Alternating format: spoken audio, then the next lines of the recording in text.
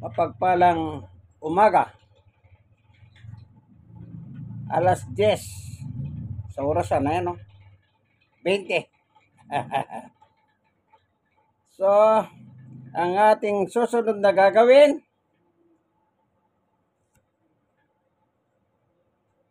binigyan kami masarap na tulog ng Diyos kagabi dahil nagdasal ako at ginising kami, taglay ang buhay at lakas galing sa Kanya. Pinasalamatan ko na siya. Then, nag-prepare ako ng daily maintenance ko. Garlic water with calamansi. Yan. Yung bawang o garlic sa English, yun ay maganda sa daloy ng ating dugo. Neutralize the blood pressure. Yun ang trabaho ng bawang. At ang bawang maganda sa puso. Sa panonood ko sa YouTube, sa maraming napapanood ko. Tapos yung kalamansi naman, vitamin C, pampalakas ng resistensya, panlaban sa mikrobyo at bakterya. Yun po ang trabaho ng kalamansi, yung nagpapalakas ng immune system ng katawan ng tao. Tapos, ano pa? Pinasel ko yung aking dalawang aso, si Summer at Winter.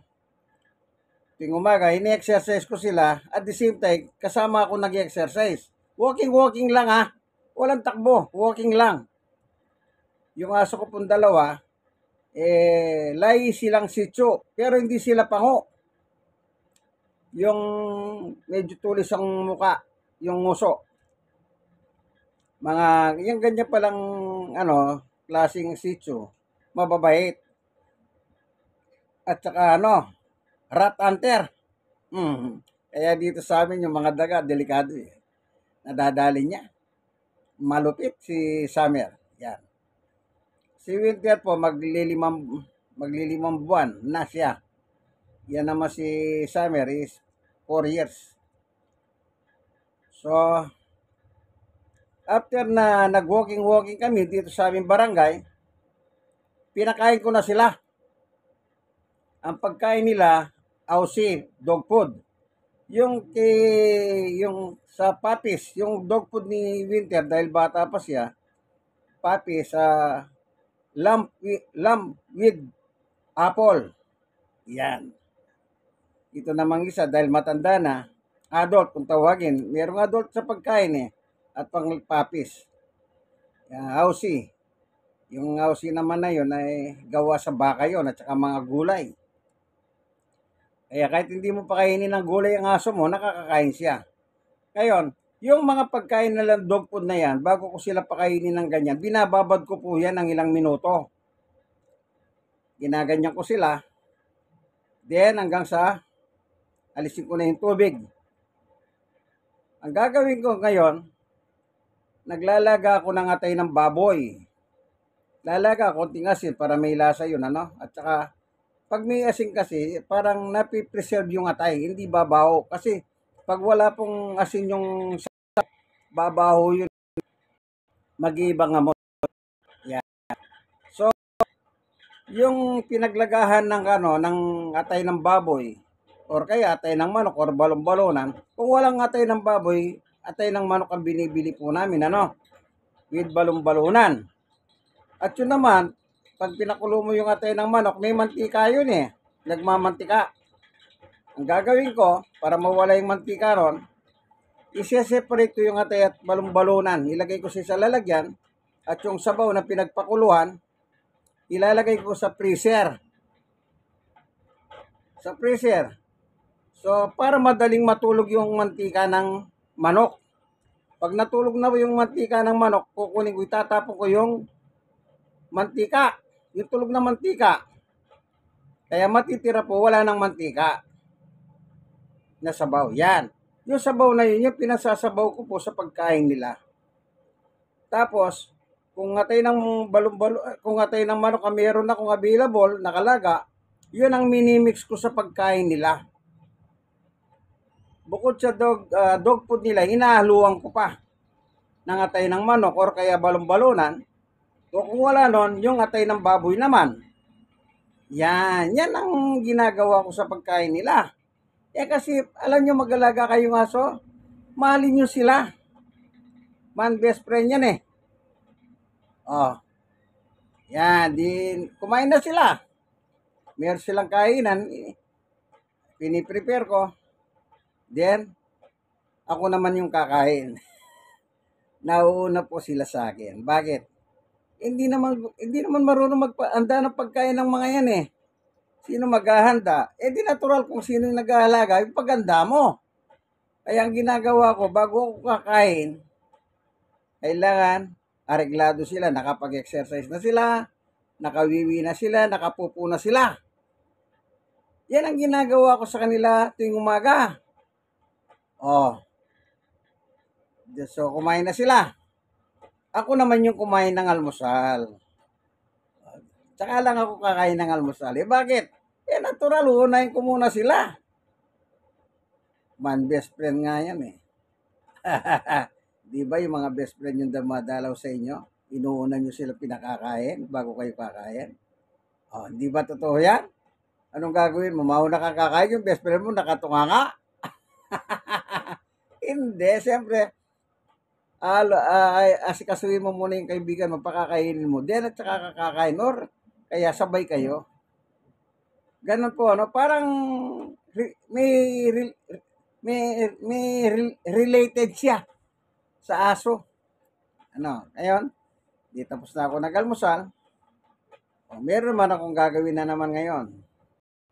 Ay, maglalaba naman ako. Ito naman yung papel ng ang tunay na matsuman ng Tondo, Manila. Labadami, labango. Ayan, tignan nyo po, yung labadang yan, yung damit namin marumi, kinikilo ko yan. Bakit ko pa kailangan kiluhin? Kasi po yung washing machine na ginagamit ko, automatic, kailangan kiluhin mo bago mo laban para makita mo gaano kabigat. Ayan. Kasi yung washing machine, ang nakalagay doon, 7.0 kilograms ang kaya with water na yon. Sinubukan ko pong marami nilalabang ko. Hindi po malaban niya. Hindi niya malaban. Hindi niya mahikot na ma-circulate. Kaya kailangan, ang pinakamaganda dyan, kung ang inyong washing machine automatic is 7.0 kilogram, ang mas maganda 4 kilos hanggang 5 kilos. Pero hanggat mahari, 4 kilos or 4 kilo and a half lang po ang inyong lalaban. Para may digest niya sa loob ng makina, yung washing machine na automatic. Yan. Digest, parang digest ang tiyan natin, Ito sa ngayon, ipakikita ko po sa inyo, Ayan, Nakatapat mismo sa number 4, yung araw. Kaya 4 kilos yan. Ito yung lalaban, ito. Naka-plastic na po. Ito. Mga initiman. Yan.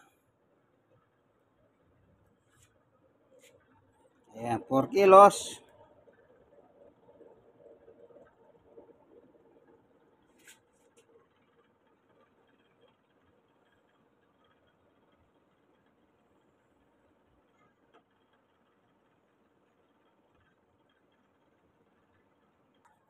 So, nakita nyo po, doon sa baba yung washing machine po namin, kasi third floor kami, bababa pa ako ron para doon ko lalaban. Nandun na rin po yung mga sabon. Sunrox. Yung Sunrox na ginagamit ko, yung pandicolor. Dalawa kasi Sunrox na ginagamit ko sa pamputi, yung colorless, isang pandicolor. Yan, yung gagamitin ko pandicolor. Andun na rin po yung sabon, nandun na rin yung Downy pabango. Ganun lang po, Sa loob ng 2 oras, so limbawa ngayon, kung ngayon ko titirahin yan, lunchtime, tapos na. Ganun lang po, Yan po ang, alam nyo, ako senior citizen po ako. 63. O yan, dahil Disyembre ngayon, namumuro na yung mga bigayan sa mga senior. Namumuro na.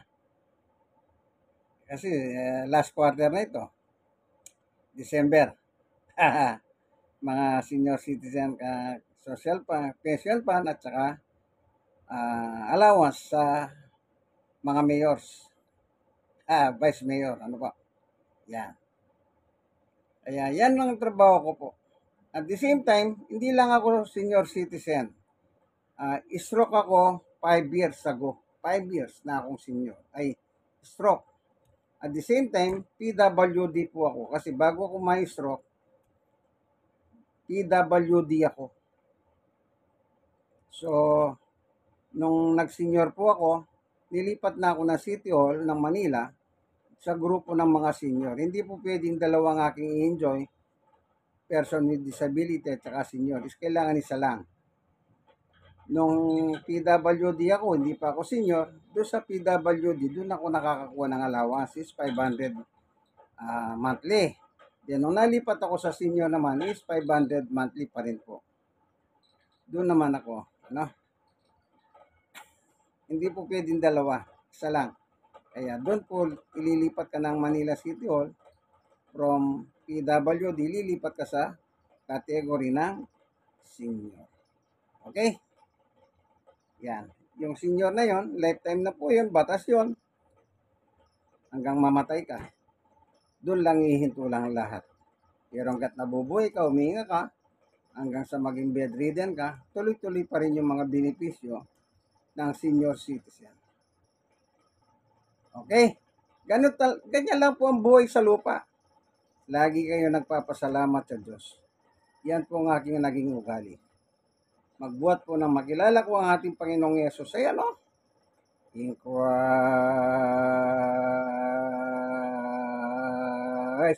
alone.